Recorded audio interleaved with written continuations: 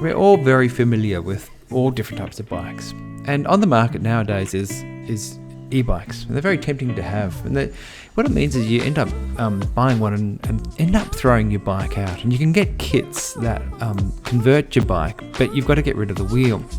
So what I wanted to do is come up with an idea that keeps the bike in its entirety, and we get to add an e-bike controller. So what we're looking at here is a system that plugs onto the various components of the bike that exist already.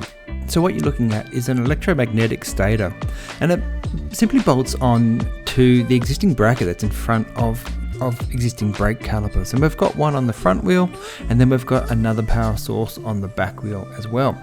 And it also plugs into the existing hardware on the bike. You can see where the brake unit is, and it's already got a mechanism on the frame where you can just attach the brakes.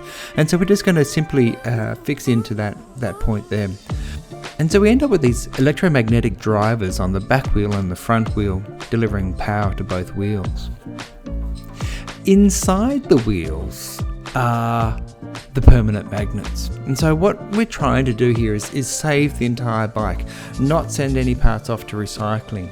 And we're simply just adding on to everything. So it's very easy to take a tire off. And what I want to do is come up with this ring of permanent magnets. They go inside the hub of the bike. So all the spokes stay the same, the tubing stays the same, and we simply just bolt on the electric stators, the magnetic stators. And so inside the wheel, it's nice and weatherproof.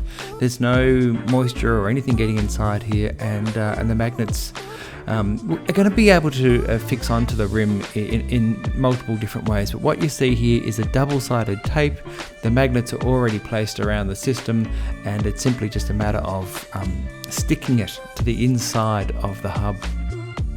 In the center of this wheel is an example of what an electric motor looks like. So it's made up of magnets on the inside and magnets on the outside, electromagnets on the inside and permanent magnets on the outside. And the units themselves are quite heavy because of the weight of the steel.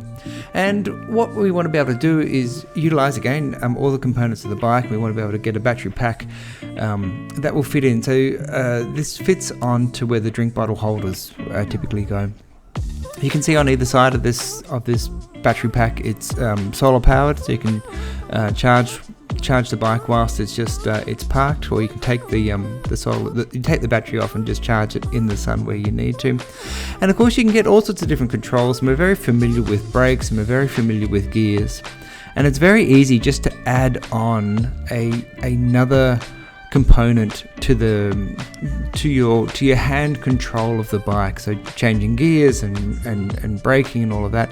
But really what we're wanting to add onto here is just is a throttle, and it could be done like a motorbike, or it could be done just with a finger trigger or something similar. It can't be that hard to do. And so what I'm trying to do here is come up with a system where we're simply adding to the bike, and we're converting a conventional bike into an e-bike.